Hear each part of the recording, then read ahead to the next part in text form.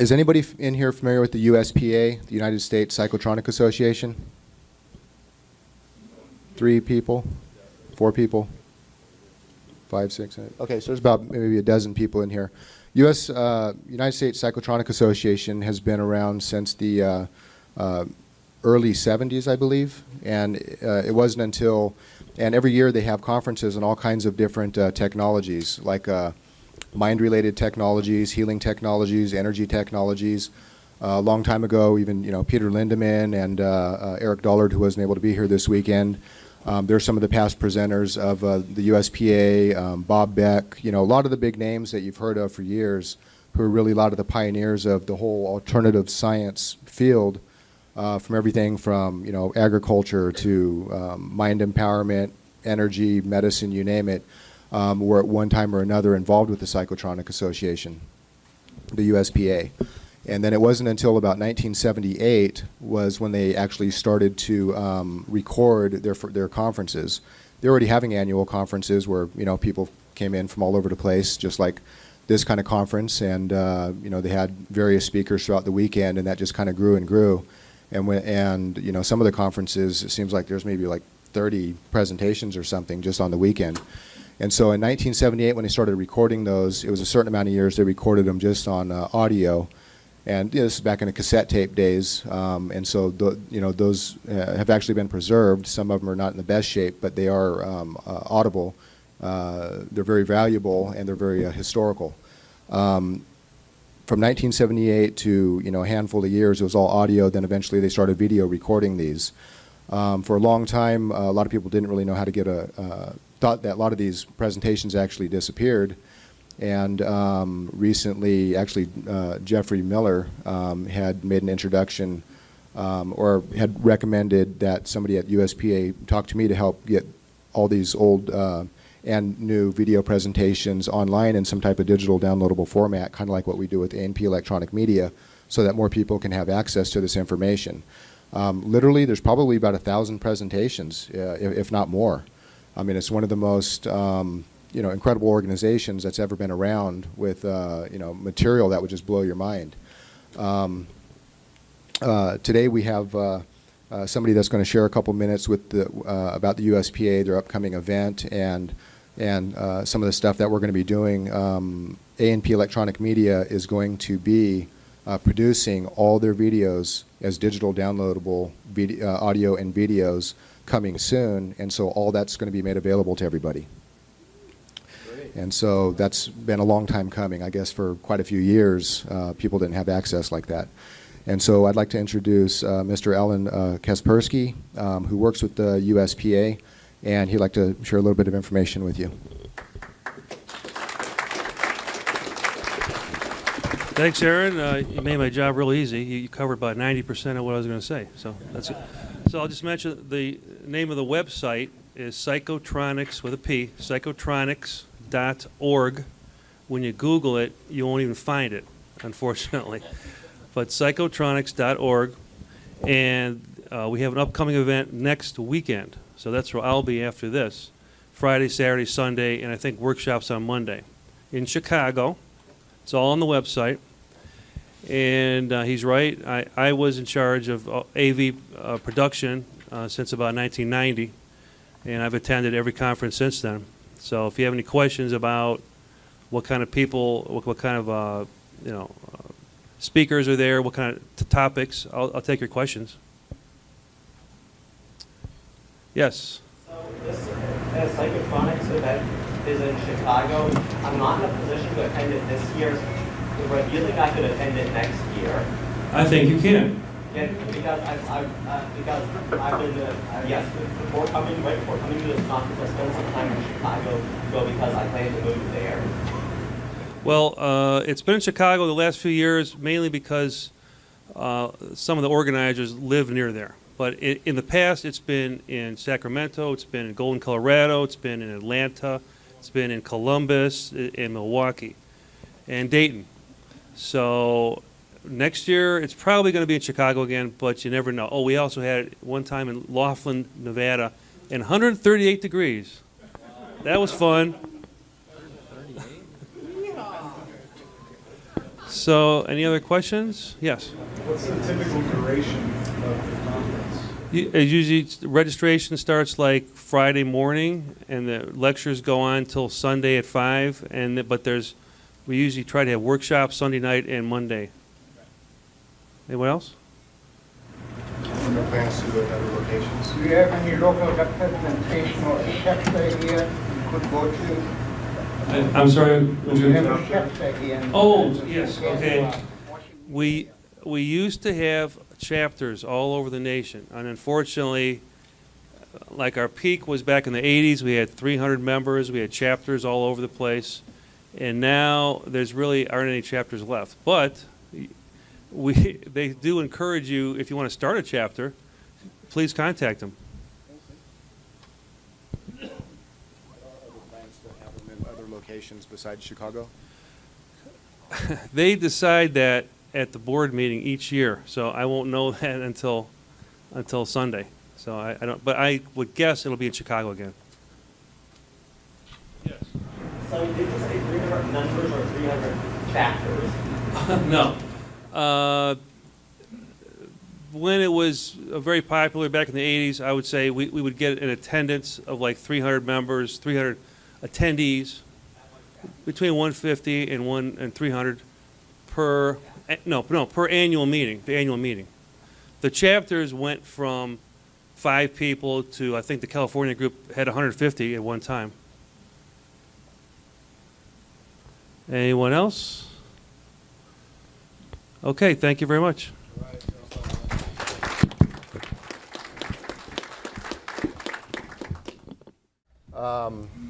Well, this is the one of 2 panel discussions, and this is what we usually do to kind of end the conference, just to kind of summarize and recap kind of what's going on, or get any final questions answered.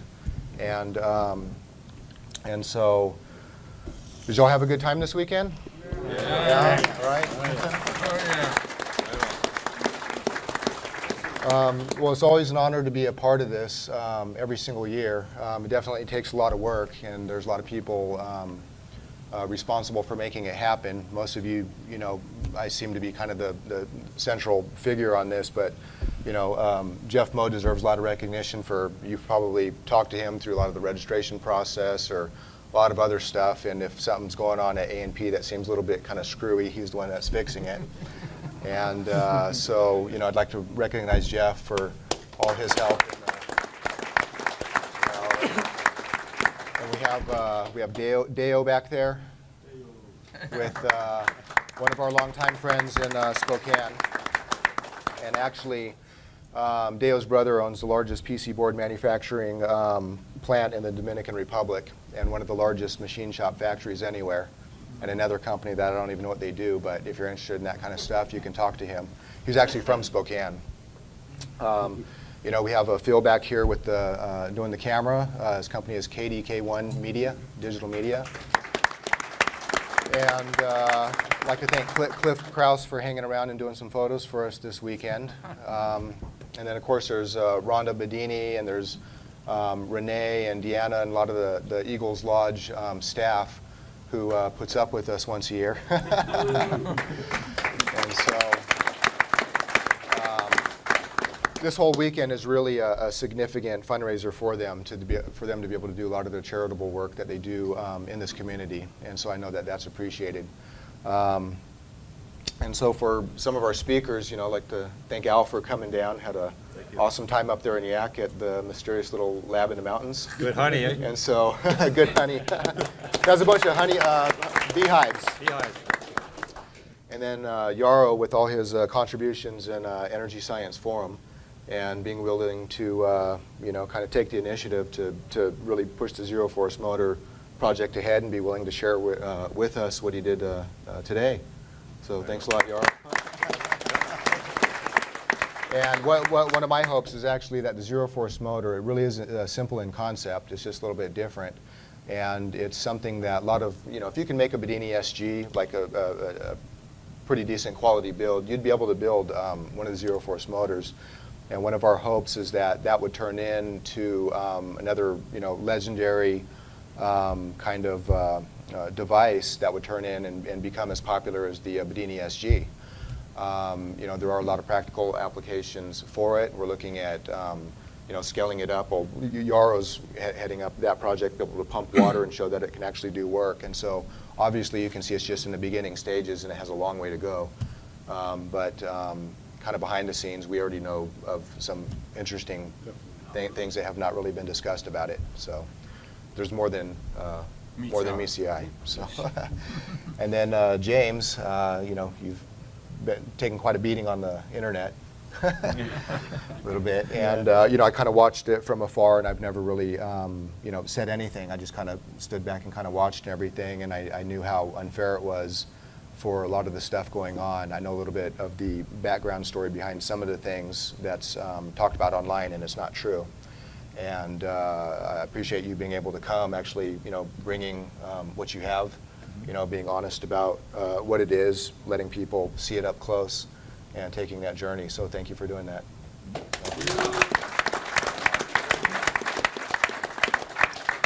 And then Geoffrey Miller, you've been around this for, you know, longer than most, you know, going back to the 80s, 70s. You know, I've been going to all these conferences, all the Tesla conferences way back that kind of pioneered a lot of this movement and a lot of the stuff you're doing at Energy Bat Labs. And so definitely I would encourage everybody to check out his website. Hopefully your photo gallery is working properly. Oh, yeah. Is it? It should be. Okay. So check it out, because there's a lot of amazing work that he's done, and you can see the type of resources that went into that, both financially, you know, with labor, time, and effort, and being able to come out here and share, you know, some of the scoop about Newman and, you know, straightening out some of the truths about kind of the misconceptions that people are going to get from seeing the end of the documentary, which aren't true. And so, anyway, thanks for coming and joining us this weekend. Well, thank you for putting it on. Thanks. Yes. Under this year. And then Jeff, you know, I've known him forever, and the gold magnet is definitely something that, you know, most people have never seen. And so anytime you come to a conference and you think, well, you know, I've seen it all, raise your hand if that's the first time you've ever seen a magnet pick up a non-ferrous material. A couple people have seen that? Oh, I have. Yeah. But most people have never heard about it, and most people think that that it's a fraud. And so, but in any case, it's that has some potentials behind it that weren't really discussed. And so I think if you do experiment with it, you are safe with it. You know, have it operating at a distance, because those fields are not really healthy for you. And if you you know, do those kind of experiments, you're going to find that there's more potential in it than was what was discussed at this weekend. And if you are involved in some of those experiments, contact us, and we can maybe share a little bit more with you. But only if you're actually doing something with it. So anyway, thanks a lot, Jeff. Again. So I don't know, does anybody do you have any suggested topics to bring up, or questions, Jeane? Or you always have good ideas on what direction we should go with this, or if anybody has any kind of random questions, just take some of the mics. That's what this is for. You know, after this weekend, you'll have this is your chance right now to pick any of their brains. So I do. go ahead. Yeah. Or any comments that any of you guys want to share. Just go for it. Yeah. Frank, yeah. I know all about your work and everything, and one of the things I want to say about the two guys at the end, and probably about two other people that I did not attend their conferences, and the reason being is because, like I said, I want to watch their thing with classical music and watch the certain things, but I have done his thing, and I just... Lower your mic a little bit. Oh, yeah. I wanted to ask whether or not you replicated the force magnets that went up, and the light bulb that would be submerged into the water and everything? No, not yet, but that's coming in the future. Oh, okay. Yeah. Okay. This is I didn't get time to do that yet. There's so much going on. Yeah, no, But I that is know. coming. That research is, that's what I'm here to do, to Yeah. revive the history of the EMA technology. Yeah, So and that moving was it. forward now. And the reason why I did not watch certain things is I actually wanted to look forward to some stuff when I get home to relax and I pick certain But- people. But there is a Z-Tex video that if there is enough time, we have a fairly decent copy of it, and Closer. if there is enough time, then maybe it could be played, and then you can see what Gray did with the launching apparatuses Yeah, in his video. exactly. What they did back then. Yep. Can you explain what Z-Tex is and what these videos are? Well, Ed Gray. Briefly, yeah. Yeah, it's basically a video of him demonstrating the motors that he had during the 80s, and I think it's a promotional video, his fundraising, and he tells it in his way, in his words, and basically you'll see that the pictures will tell a lot right just from watching the video, and you can get a lot of information out of it, and anything technical, you guys be the judge. Right. And I've seen some of those videos before. Some of them have been online. They're really kind of poor quality. They are. And I know that when I went up to your place with Paul Babcock, and when Paul saw those videos, he says, from his perspective, the answer is sitting right there in those videos. Well, I've got one of the launchers, and I haven't dismantled it yet because it's the only surviving one we got, and I'll probably just to take an X-ray of it like I did with the pulse inductor to reveal inside it so we can leave it original, because I think in the future that these motors belong in a Tesla museum.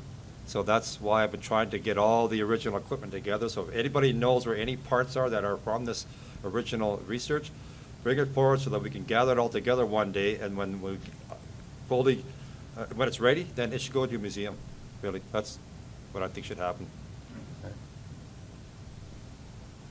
Any questions? Go ahead.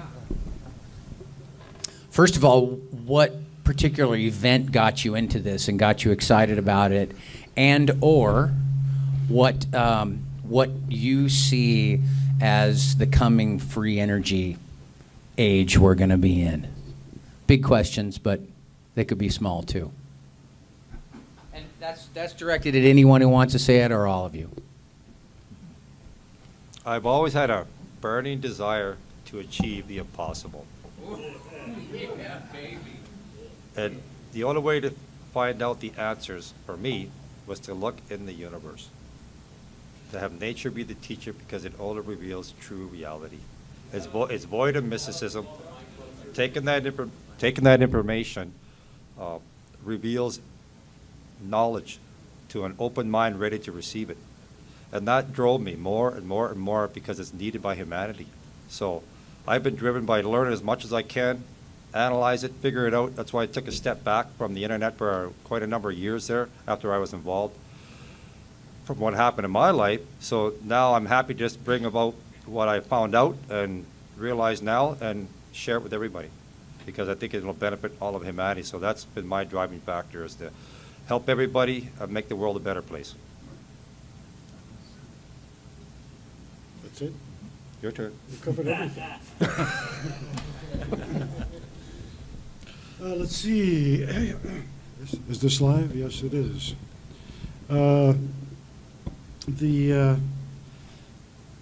What drove me to this is really straightforward. I look at the universe and the world around us as a universe of play, the play of consciousness. And I look at the things that I did when I was growing up, and I was really focused on accomplishing this, that, and that. And by the time I hit retirement age, I turned around and I said, man, I have some really bad habits here. Just too damn focused. And I want to get back into the play aspect of looking at the universe from a playful standpoint, because I suspect that at times the universe around us is really a big joke. The playfulness there, the duality of negative and positive, all these things. When I start looking at the items that we're dealing with, which were covered from a dimensional standpoint of time and space, you look at it and you say to yourself, this stuff is so cool that how do you discover more about it? Where do you look? And I just happened to look at the conference here. It happened. Of course, there was a long-term interest in energy matters and things of that nature. Some of my professional work was that way. So what really the motivation on my side of the equation was to get into the play of the universe, to do things interesting. And if by some chance of luck I find something that is useful, then it's like, perfect. That's it. Thank you.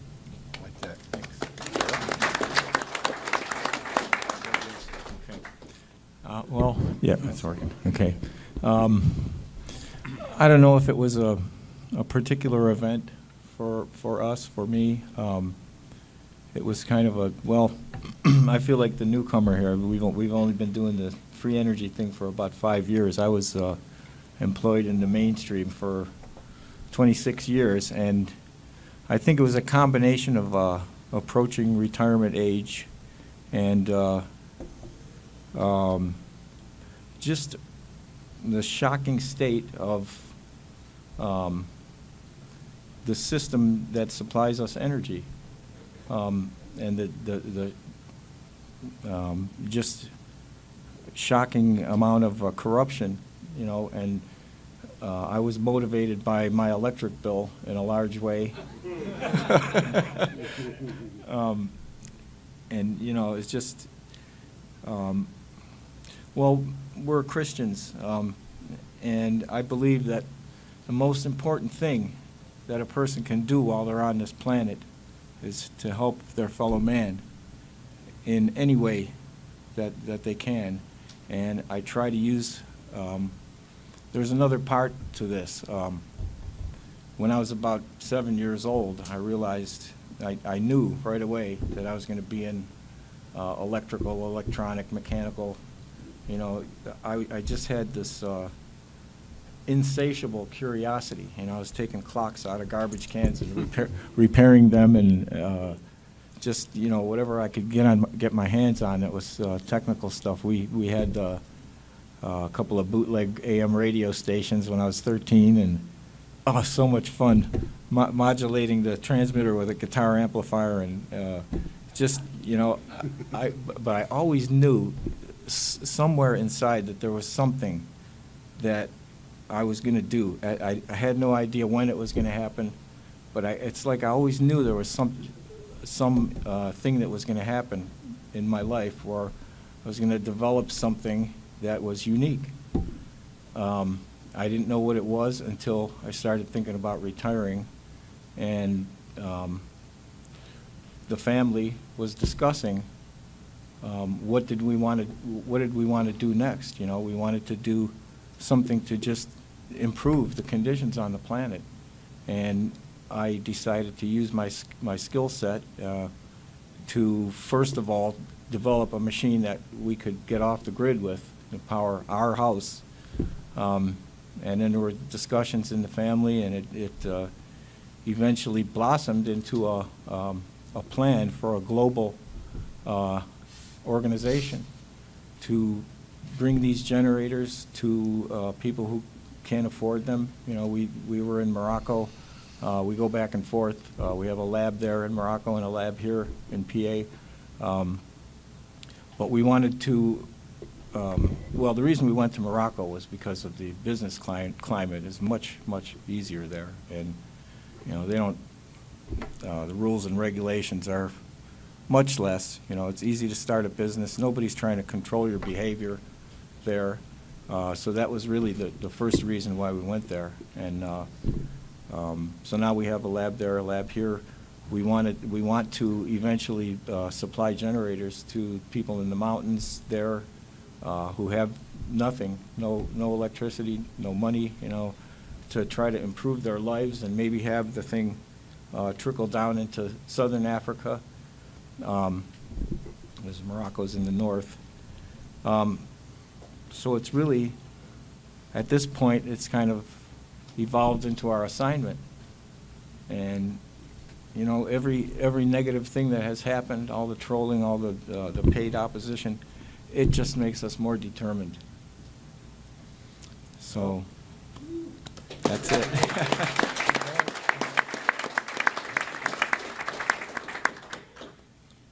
Well, ever since I was a little kid, I always liked being a little kid. You probably have sensed that. And so everybody is a little child, and you guys all have it inside you. And one of the things, I was a school bus driver for 10 years and everything.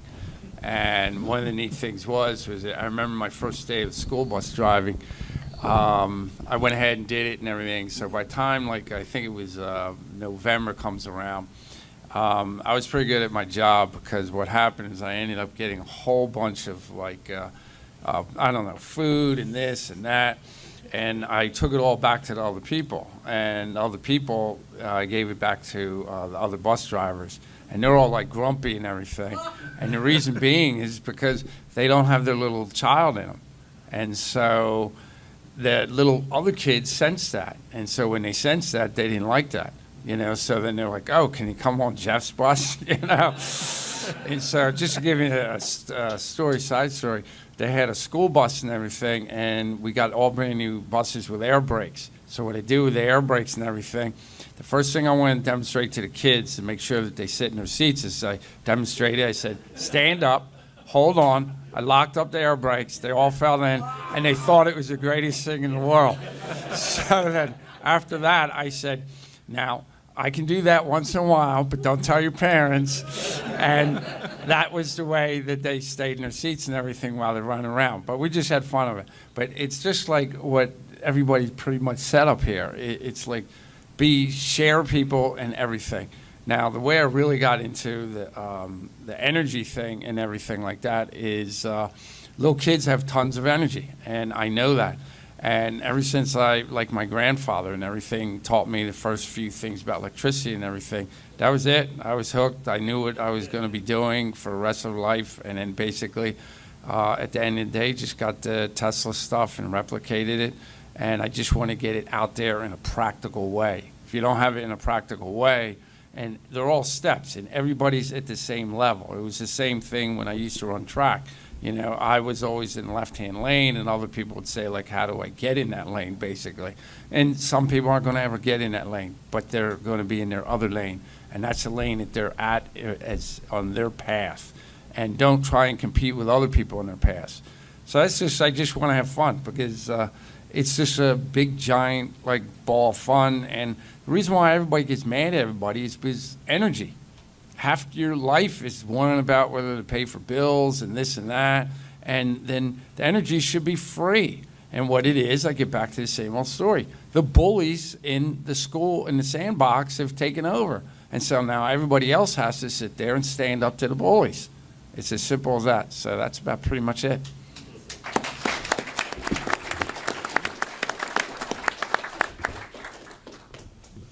Well, I think a lot of us have a similar story. It started when we were kids. And when I was a kid, anything that was mechanical or electrical, I took it apart.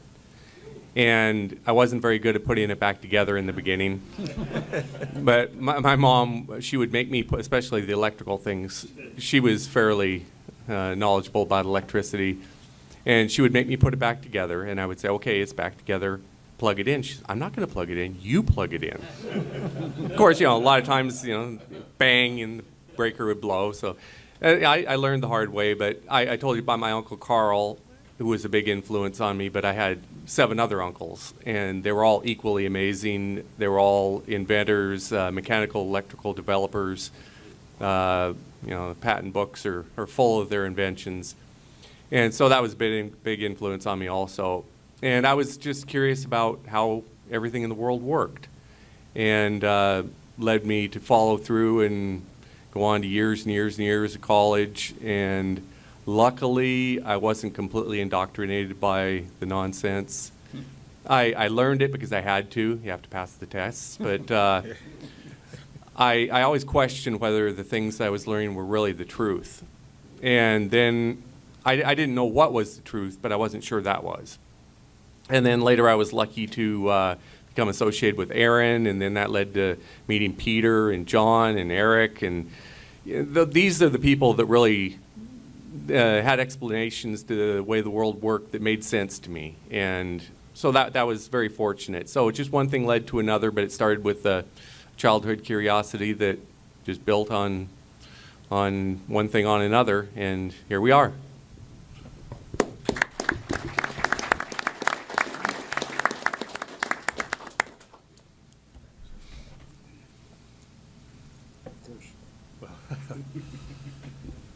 Go ahead, ask a question.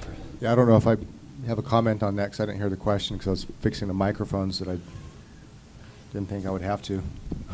Kind of got a feedback problem. The question was, why got you started? I guess it's genetic or something. When I was about 3 years old, my dad was stationed at Tarrajan Air Force Base in Madrid, Spain. And I remember living in that apartment building. I can actually remember back when I was about 6 months old. And in this apartment building, when I was barely 3 years old, I'd grab my dad's monkey wrench, which is a crescent wrench, and I could completely rebuild my little red tricycle. I'd pop off little red caps to keep you from getting cut on the bolts, twist off the nuts. I don't know how I had the strength to do it. I must have stood on the wrench or something. And when my mom saw me doing this, she knew that she had to start keeping an eye on me. And you know, before my dad went into the military, he was the first Japanese factory-trained Nissan mechanic to come from the States to the, or from Japan to the States to work for a Datsun dealership back in the late 60s. That was in Waco, Texas. And so my dad had a mechanical kind of background. My mom used to work on her own cars when she was in high school because her dad was a master mechanic, and they actually, my dad moved to Fort Worth, Texas, and started working at the dealership that my grandfather was at. So there, you know, there's a lot of mechanical kind of mechanically inclined people that have been in my family. So it's just kind of in my blood. You know, I was always a car freak in high school, always modifying my car and doing different experiments and stuff. And a lot of my friends in high school didn't really know what was going on. You know, I'd cut the hose off of a vacuum cleaner and I'd stick it on my air intake, and then I'd have it ducting out of the front of under my bumper. You know, but when you're a military brat growing up overseas and you're about 16 years old, you know, you're completely broke. So you have to do everything pretty low budget and scrounge in the garbage to do those kind of things. But I was kind of fascinated about, you know, the engines and ignitions and that kind of stuff, but I didn't really know a lot about electronics. You know, I was always kind of interested in technology. Dropped out of college about 25 years ago. I started to go to school to be a software engineer and decided I didn't want to do that for the rest of my life. Just kind of rebelled against the system for the next, however, you know, one too many years, and finally got my act together, sort of, later on. And then fortunately through, it was about in the mid-90s, I started just kind of had some interesting experiences that happened to me. A lot of crazy synchronicities were going on. And one thing kind of led to another, and I started to, you know, I was meditating up to sometimes 12 hours a day, literally, for, you know, weeks, months. And I just started writing a lot of things that were just kind of coming to me. And, you know, I thought I invented the term free energy. You know, I never heard of Tesla or, you know, anybody in this field. Didn't know anything like this even existed. This is kind of in the early days of the internet, right around 94, 95 time frame. And I started thinking about, you know, different ideas of energy technologies, green building, agriculture, healing technologies, and then consciousness. Those 5 things were all the things that I was completely obsessed about, to the point that I was so driven by it that it would literally, my adrenaline would pump. That's what my sense of urgency about all of this was, that something kind of needed to be come together about it. I already knew very clearly and declared back then that, you know, that's one of the reasons that I was born, was to be involved with those 5 things. So after, you know, about maybe a year or so, it got to be a little bit kind of too much. I didn't know anybody in this field. I didn't even know it really existed. Started looking online, saw a bunch of junk that I didn't understand. I could tell was obviously fake. And but I came across this one website. And I kept going to it, and it was kind of interesting because it had, I guess it was just something that I kind of felt about it. Had these diagrams of these little motors and stuff and little schematics, and it was kind of a non-pretentious kind of website. It just kind of had this stuff, and it was a very poorly built website. And I kept going to it over and over, but I didn't know, you know, the difference between a transistor or a diode or, you know, pretty much any of that. And but I just laid off. And then a couple years later, when I was working with a mentor of mine, who was a natural-born Qigong master. He was working with a medical doctor, kind of a well-known doctor. He was kind of recognized as being like the first holistic OBGYN in the country. Him and the Qigong master both were friends with Linus Pauling, Ewan Cameron, a lot of these pioneers in a lot of the orthomolecular medicine movements back then. And so, I kind of got a lot of pretty good mentorship, which, I'd recommend everybody needs to, first of all, pay attention to nature and then surround yourself with mentors. And, but in any case, we were at this time, this was about 1999, we were looking at manufacturing some red and infrared pulsed LED type products for healing, for speeding up wounds, pain relief, and all this. And this was before most companies today were ever involved in anything like that.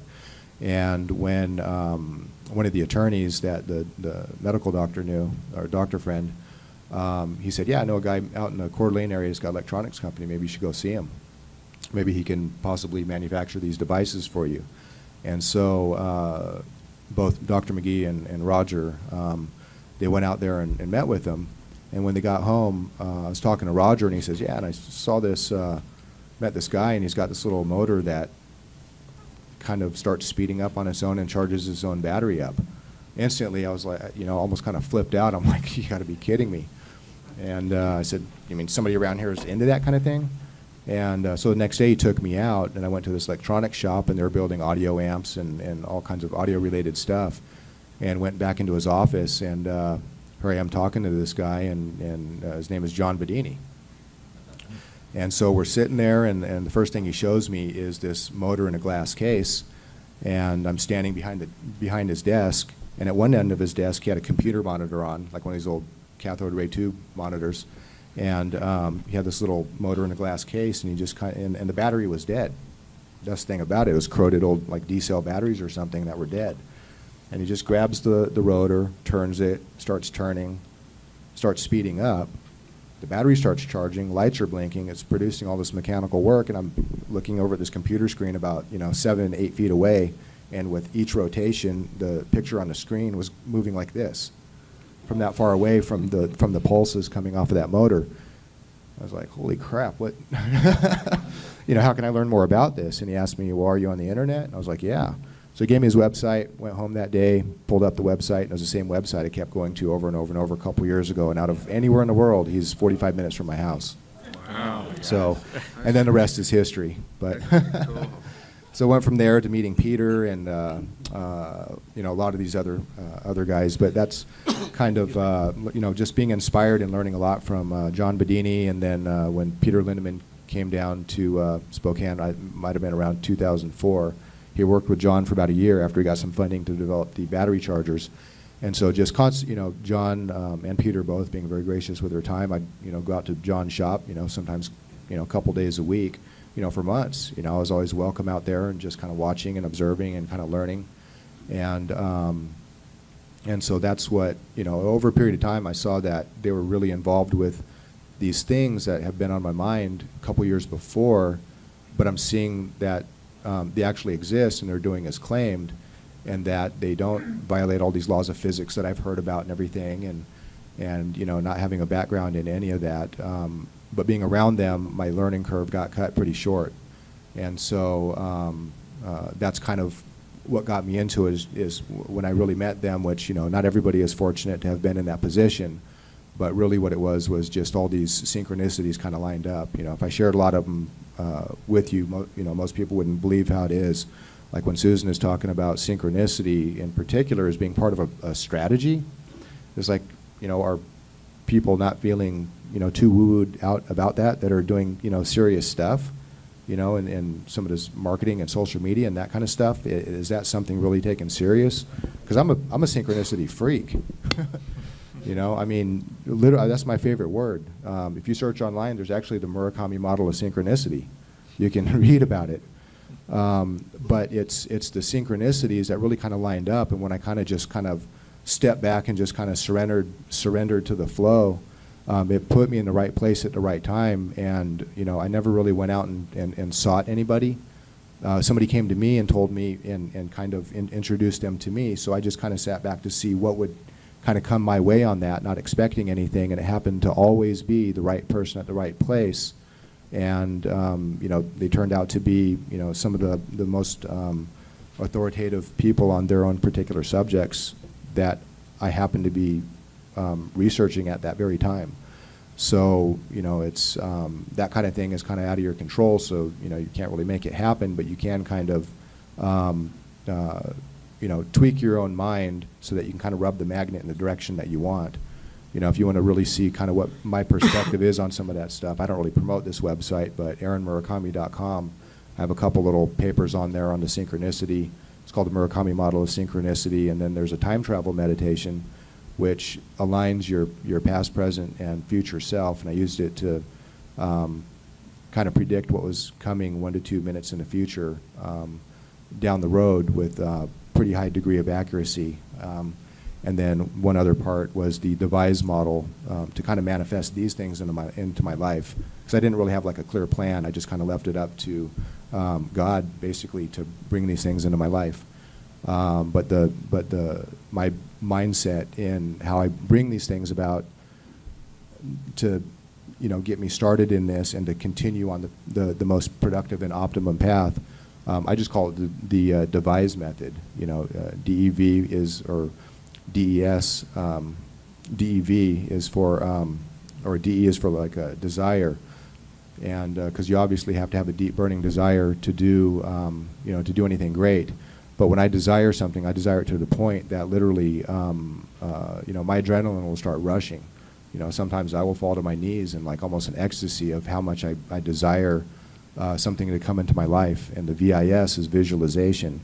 And don't ask the universe to give you anything. You know, you have to know that it's already been given to you. A lot of these self-help gurus out there are talking about, you know, ask, believe, receive. And I think a lot of you know where that kind of thing comes from. Those are very destructive teachings that are very bad. And I don't think that there's really a good place out there for them, because as soon as you believe that something's going to come to you, you're reinforcing the fact that you don't already have it.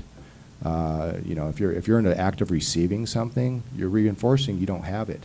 And so it's not knowing that you do have it, it's knowing that it's already been given to you.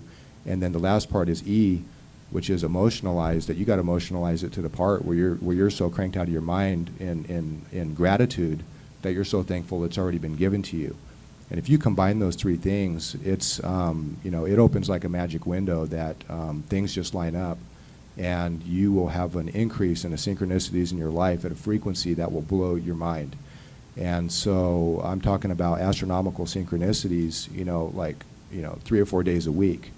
Like the universe just bends over backwards to line up to provide whatever you're looking for at that particular time. And that's basically how I live my life, how I got into this, and how I continue on this path. So that's all I can say about that. Aaron, I agree 100%, because one of the things that I do is I sit here, and when I do my day of work or whatever, I know what I need, and there's certain things, and the way you do it is, if you think about this whole room or all life is like a computer, and when you go in your computer, it just sits there, and your cursor is you, and as long as you know what you want, then all you have to do, it's already there, you just have to actuate it. And so then you just sit there and you let the computer do the work. And so like there are days I needed some magnetic wire, a certain type and everything, and all of a sudden a guy always brings me a case of beer at the end of the week to drop by and talk. And so he walks in and says, here, I got 4 things for you. I needed a certain battery, I needed a coil wire, and I needed, what was it, one other thing. And he walks in and he goes, oh, by the way, here it is. I go, oh, thanks, Carl. And that's how we operate.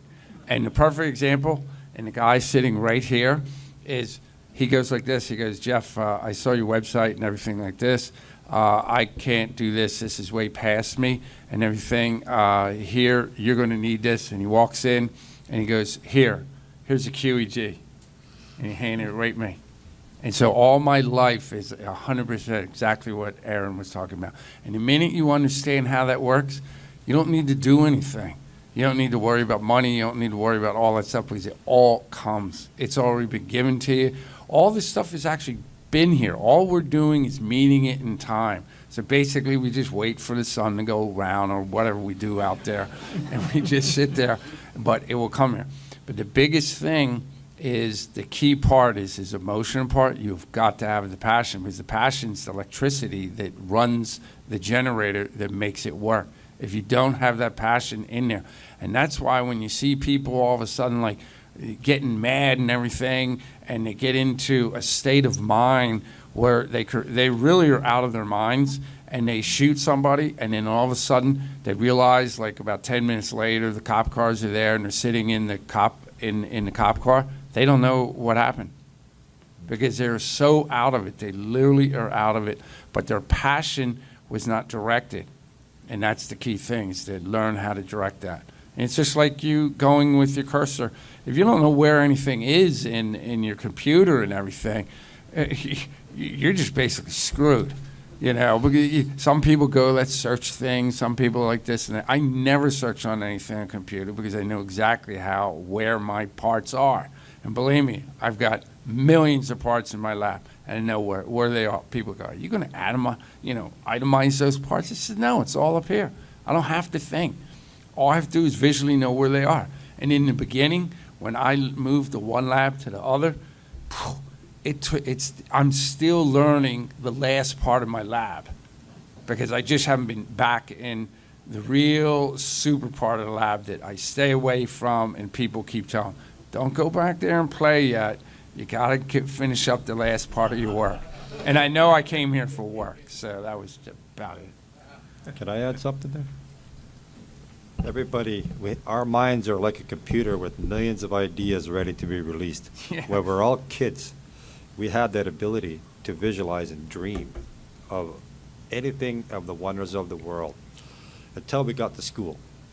And then we're come out of school with a destroyed ego in a lot of cases, and the ability to dream has been diminished.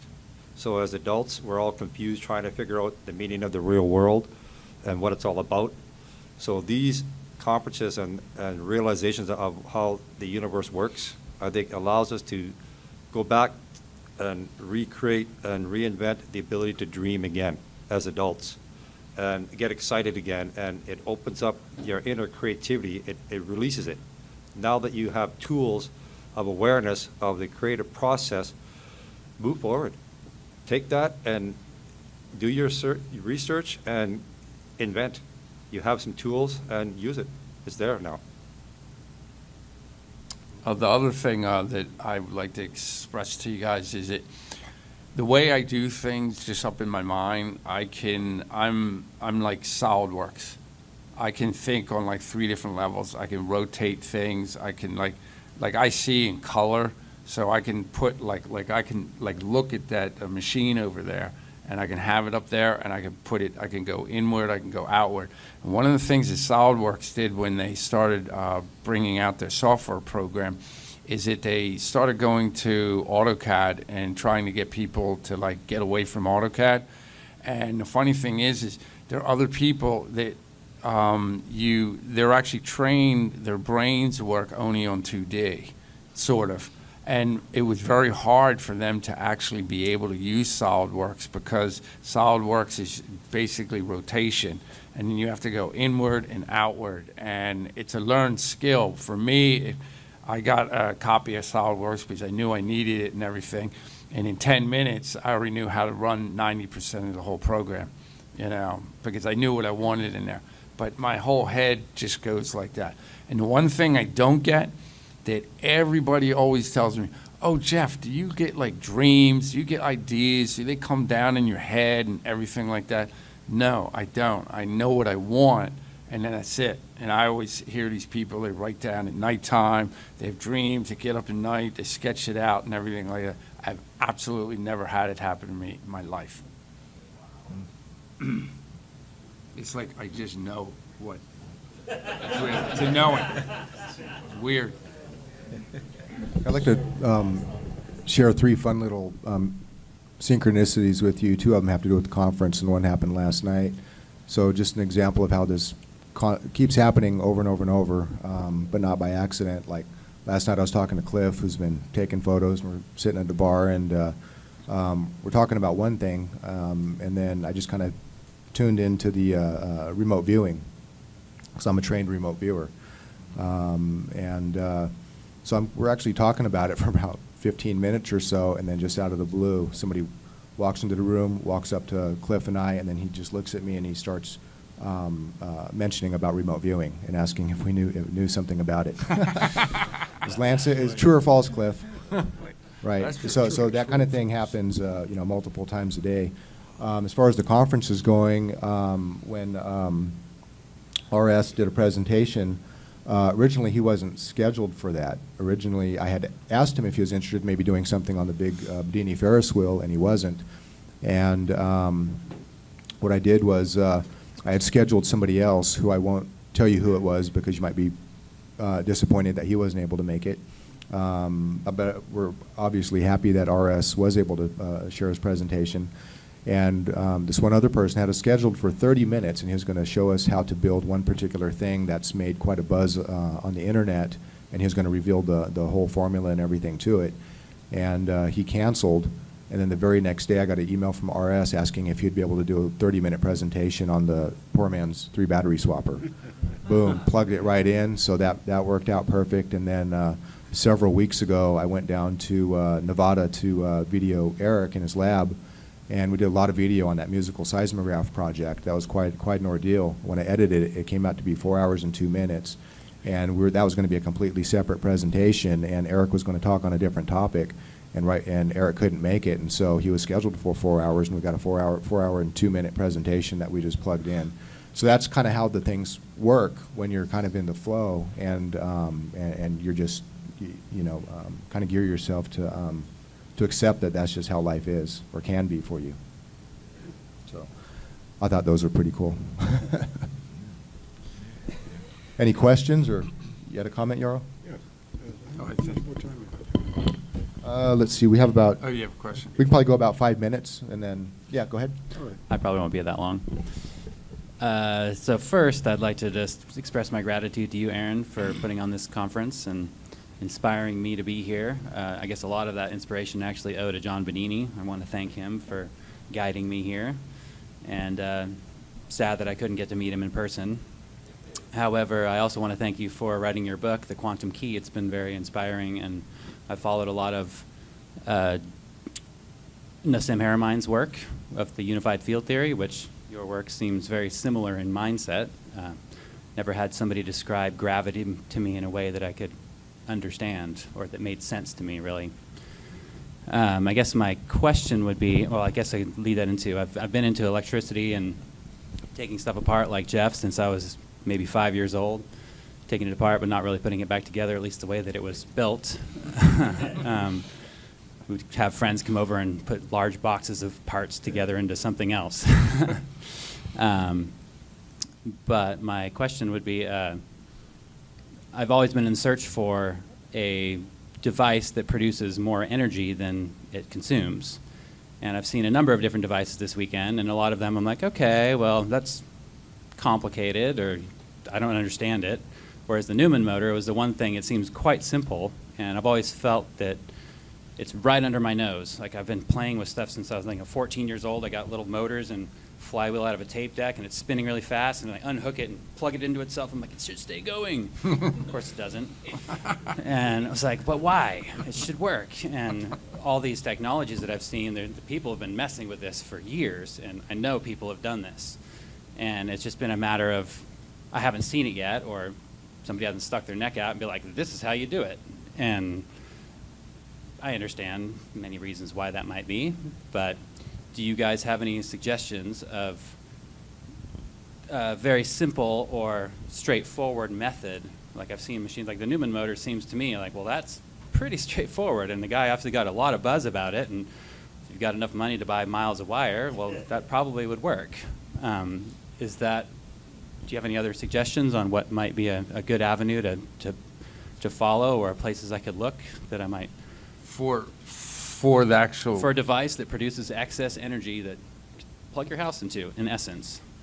Oh, yeah, I mean, the whole big thing about the free energy thing is that it's funny. Let's put it this way. So would you want to make the Newman motor, or are you looking for I want to build it, absolutely. Oh, yeah. I want to build it, and then what I it's not suggest really... you to do is to go and just build like a little model like that. Get your hands dirty with that, and then just follow. I still have those copies there, so I didn't know if you bought one, but just do it to the T. They're the directions. Mm-hmm. And this is what I get back from this is the experiment of like, what does everybody actually do that? And then when I find out way in the future that I'm going to probably be answering questions like, well, did you purchase that diagram? And they'll say, yeah. Well, did the motor work? No. I said, did you follow the directions? And it's the exact same way. I got paid a lot of money. And for me, a lot of money is like $10 in pizza. I got paid a lot of money to go ahead, and everybody bought computers way in the early days. One of the biggest things that nobody wanted to deal with was hooking up the drivers for the printers. Because for some reason, everybody thought that they needed to print something. They didn't need to print something before, but they got a computer, and now they want to print something. You know, what, of somebody, a picture of somebody they don't really like or something? I never understood it, but I got paid money that way. And so if you start simple, but the point was they didn't follow directions. And so follow directions that I give up. That's what Newman had. Newman had that made, and in one of the books and everything that nobody actually sees. And this is the funny thing. It's been in there all the time. And it's in there. And if the people would have gotten the book. Now, I have to understand that most people that are new to this game never have probably even seen or heard of Newman. But when you see it and everything, it was all in there. And they didn't follow directions. And the reason why he gave me a license, he was selling license. The reason why he got me a license and everything is because I was the only one that actually made one. And so I'm sure John got frustrated because he just put this stuff there. But follow the directions first. Then you can tweak it. Then you can go ahead and do it. So if you make one that's a certain size, you'll run your house. Well, shouldn't I just go and build one like you drew? Because that wouldn't be following the directions if I didn't. Build one like what? Just like in the plans. You got to make it this size. If you don't have enough wire, it's not going to produce excess power. Yeah. Is that correct? Yeah, just do it. Okay. Just do it like Nike.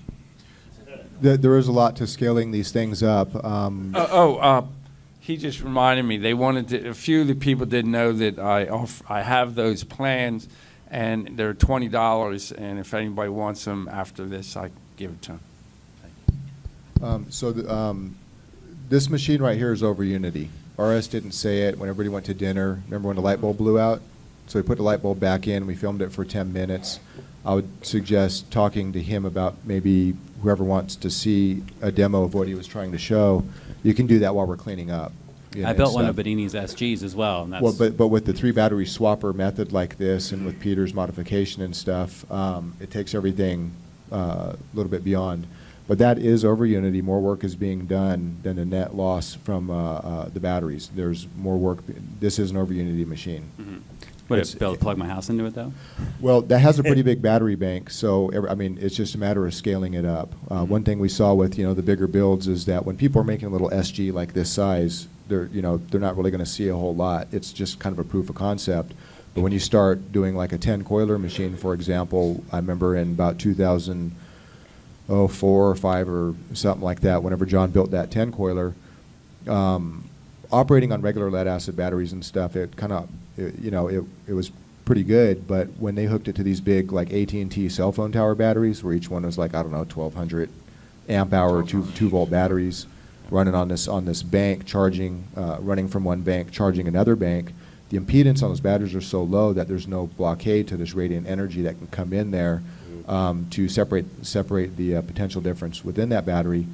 And what they wound up getting out of it was, I don't know, it was like a COP of like 10 or something, like 10 times more wound up in that battery compared to what went into the SG.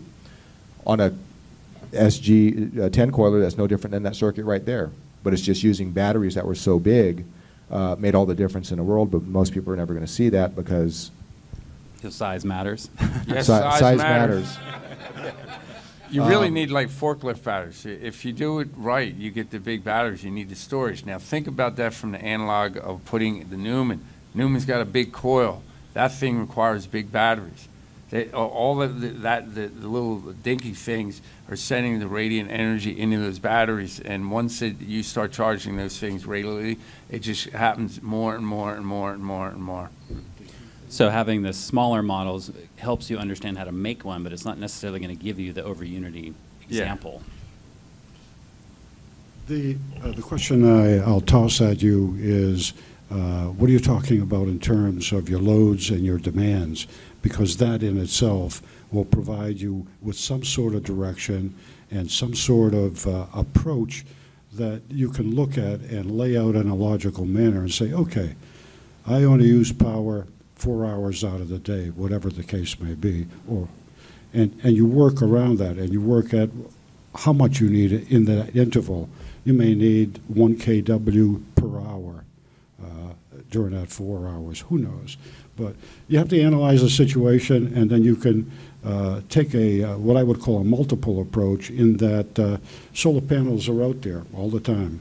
Yeah, I grew up off the grid. My father's Yes. charging car batteries when I was 5. Just You to get a got light it. bulb. You understand the routine of minimizing your usage, how much you're sucking up in terms of, and over the past 10, 15 years, there have been some amazing advances made. For example, just LED light bulbs becoming available, and how they've knocked down substantially power usage. In the state of Vermont, where I live, the power company went out there and they funded the cost over the past 2 years. You could buy any LED bulb for $1.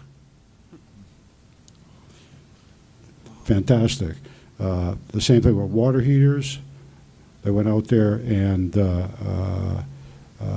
worked a plan with the heat pump water heaters, where they would subsidize the installation and the cost of it. You got a tax credit. So there's a tremendous amount of modern technical appliances which are geared to low power consumption, and yet perform a really good task. So there's a multiple approach here, and my perception is, for the future, that we have to also alter our lifestyles and take a look at what things are essential. And I'm not saying get rid of your television or what have you, but if you do upgrade, you look at the technology. Instead of having a plasma TV, which is really a large screen plasma that was sucking up a lot of kW, you go with a much more efficient LED, and so on down the line. That's my suggestion for the future. As far as where the future is going to go, good luck taking any bets, because it's evolving so rapidly that it's hard to predict any sort of direction. I don't think anyone can predict the direction. The digital age, when I mentioned to Aaron that the digital age has created also a digital haze. And that digital haze surrounds people. It's almost impermeable at times when you try to deal with them. And I'm not dissing the younger people. I can understand what's going on, but that exchange of information is great. But what has it done? It's accelerated. It's truly accelerated the exchange of information and how rapidly people want to have change happen around them. It's unfortunate that many people have grown up now to have instant gratification. I'm not dissing the lifestyle. I'm just saying that's the way it is. And a reality check is going to happen very shortly, where people have to step back and say, are we doing this correctly? And it's the next generation that's in their 20s and 30s that I see. I have a lot of contact with young people in their late 20s and early 30s that are starting to take that look. And so there's hope. They're the next generation of leaders. And it's those leaders that have to be addressed, that we have to push the information that we're talking about here in that direction. I digressed a little bit from the original question, but I'm just pointing out the changes are happening so rapidly that the integration of all these pieces of the puzzle is going to take a while to figure out. Thank you. And a quick, sorry, yeah. Thank you. So I just have a quick comment on that, then we can take one more question, take a quick break. But on that, we've had 6 to 7 legitimate over Unity technologies demonstrated at this conference. Jim Murray's, Graham Gunderson's, and one Peter demonstrated, this one, and then 2 conferences before, the Bedini's Big Ferris Wheel, that's absolutely over Unity. When anything runs, but you wind up with net gain in the battery, we actually have to slow it down to keep it from overcharging both the input and output batteries. Then something's going on. But none of them are in the shape to be able to run a whole home. A lot of it's learning devices, proof of concept, and that kind of stuff. So where we're at is that it's pretty much irrefutable that over Unity technologies exist. We've demonstrated them and stuff, and so it's, the next process is, getting them up to the point to where they are providing those solutions. And like what Yaro was saying, Peter and I actually, one of our first books we put together used to be called Save on Home Energy, but now it's called Home Energy Savings Guide. And the purpose is because a lot of people want all this exotic, fancy stuff to go power their home and get off the grid and do all this kind of stuff with a, magic little box like that just runs nonstop. But it's like energy gluttony for most people. If the average U.S. home wastes half the energy, then why put solar on your home when you're going to, pour half of it down the drain? It doesn't make any sense. And so if the average home loses half its energy and you get it in a good shape where you eliminate your losses, then your need is only going to be half as much. And so what the amount that people actually need is really only probably between 30 and 50% of what they're actually using right now, if they tighten that up. It's pretty astounding how much people waste in this country in power. To give you an idea, I think I read recently that the average person in the whole world in their lifestyle uses 400 watts. Now you think about what America is, and see, one of the problems with America is the fact that it's beyond wasteful, and it's got to be changed of habit. So when you think about the creation, the creator, imagine this. Instantaneously, I snap my fingers. You guys all have Teslas, and you all instantly, boom, the Teslas are going to go online, and then every single generating plant will crash out in a matter of 30 seconds. It's not going to be able to do. And the other thing is now that all these machines are starting to become put together and bigger, and they're learning at a bigger scale. See, I build on big scale, so there is a completely different thing when you build a little scale and then go to a big scale. But now the third thing starting to happen is that you're starting to make your own generating plant for your house now.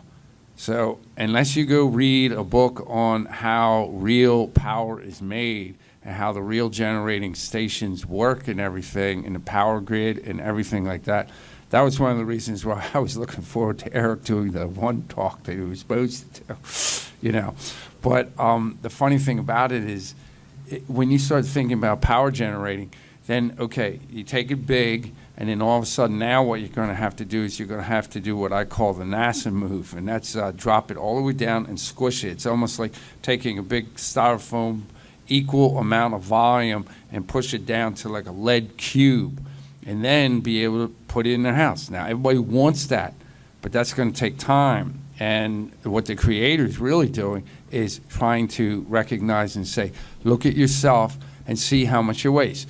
Perfect example is I sat here and I looked at all the food that was going on here. I guarantee that more than 3/4, because I've worked in restaurants, both sides, everything in there, I saw 3/4 of some of the meals just going in the trash. And what the problem with that is you have to ask yourself, could somebody else have eaten that food? So look at that food the same way you look at your electricity. And then once you look at your electricity, then that whole giant thing right there, that'll run most people's things once you understand how that works. That's the key thing. Thanks, Geoffrey. Yeah, I got a question about the ether, basically. I know that's what we're trying to tap into and get that free unity. If I remember right, I read that there's several forms of it, if that was in a book, and what form are we trying to tap into? I heard, if I remember right, there's like 6 or 7 forms of it. Yeah, correct me if I'm incorrect, but...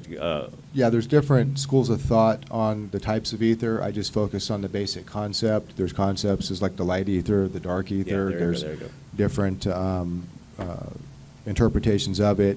I would recommend looking into some of the old Borderland publications, one in particular by Jerry Vassilatos. It's called the Vril Compendium. I think they're out of print, but I think you can find PDF copies online, and that goes into that whole topic deeper than you might be sorry you asked. Yeah, VRIL. VRIL. Yeah, Okay. Vril Better have Compendium. And that- Computer to yeah. print that So- thing. And you said we find that on, where would you say on? Just search online. I think the PDFs are available somewhere. Okay.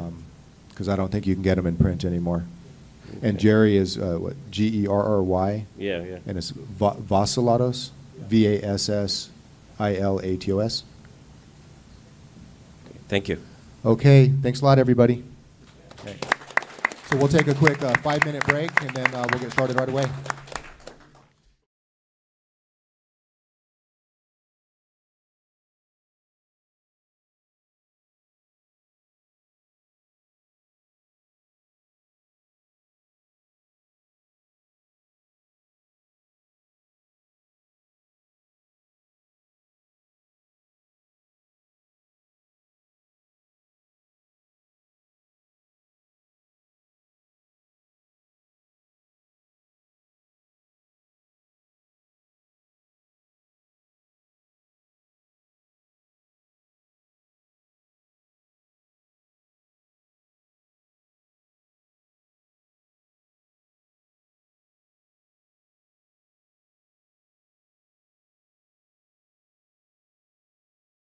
Was when they actually started to record their conferences. They're already having annual conferences where people came in from all over the place, just like this kind of conference, and they had various speakers throughout the weekend, and that just kind of grew and grew. And some of the conferences, it seems like there's maybe like 30 presentations or something just on the weekend. And so in 1978, when they started recording those, it was a certain amount of years they recorded them just on audio. And this is back in the cassette tape days, and so those have actually been preserved. Some of them are not in the best shape, but they are audible. They're very valuable, and they're very historical. From 1978 to a handful of years, it was all audio. Then eventually they started video recording these. For a long time, a lot of people didn't really know how to get thought that a lot of these presentations actually disappeared.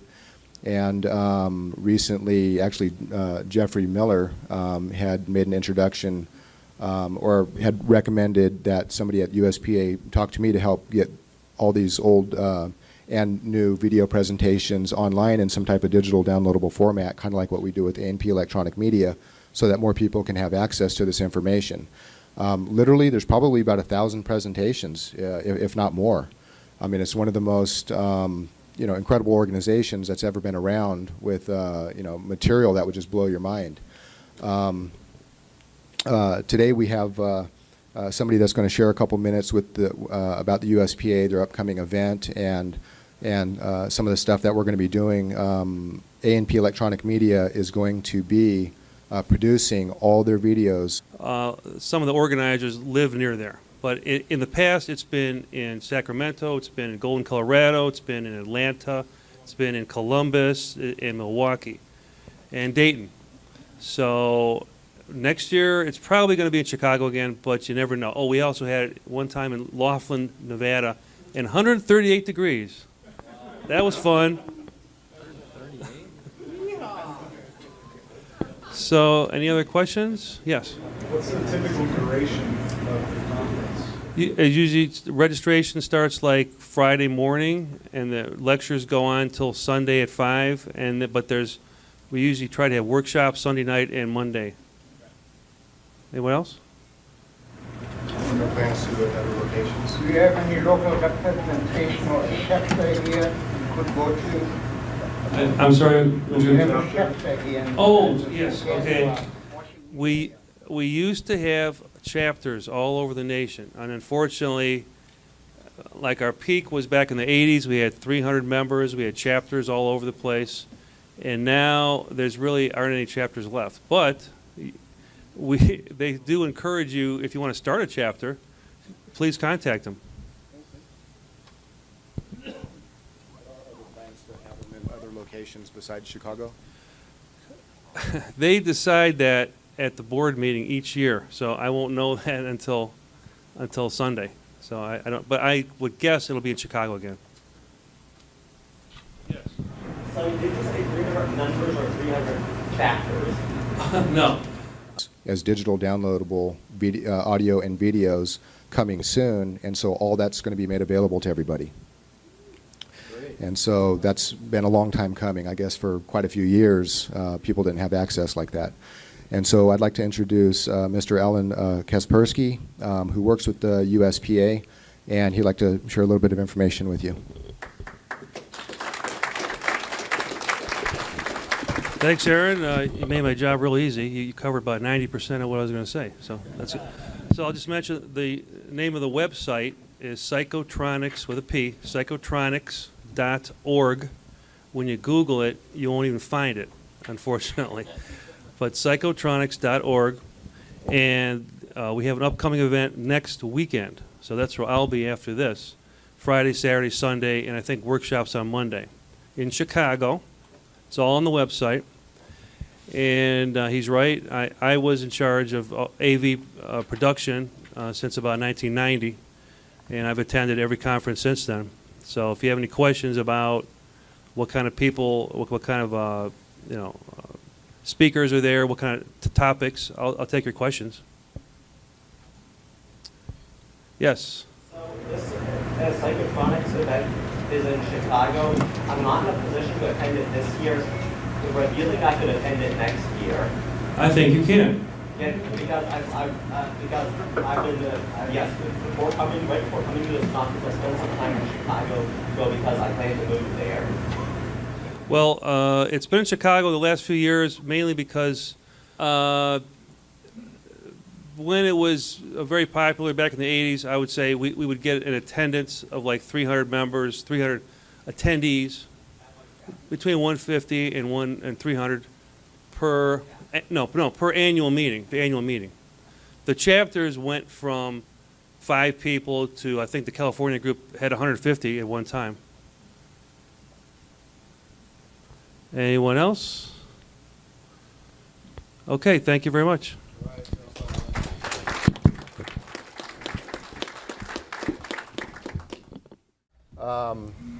Well, this is the one of 2 panel discussions, and this is what we usually do to kind of end the conference, just to kind of summarize and recap kind of what's going on, or get any final questions answered. And so, did y'all have a good time this weekend? Yeah. All right. Well, it's always an honor to be a part of this every single year. It definitely takes a lot of work, and there's a lot of people responsible for making it happen. Most of you, I seem to be kind of the central figure on this, but, Jeff Moe deserves a lot of recognition for, you've probably talked to him through a lot of the registration process or a lot of other stuff, and if something's going on at A&P that seems a little bit kind of screwy, he's the one that's fixing it. And so, I'd like to recognize Jeff for all his help. And we have Deo back there with.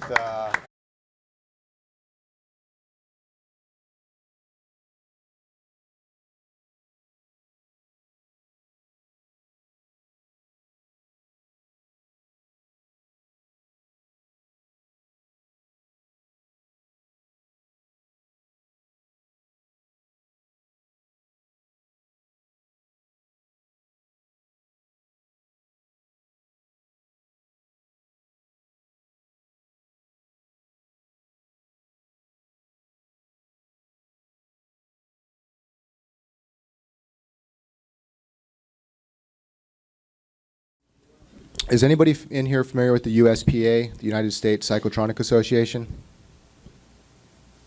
3 people? 4 people?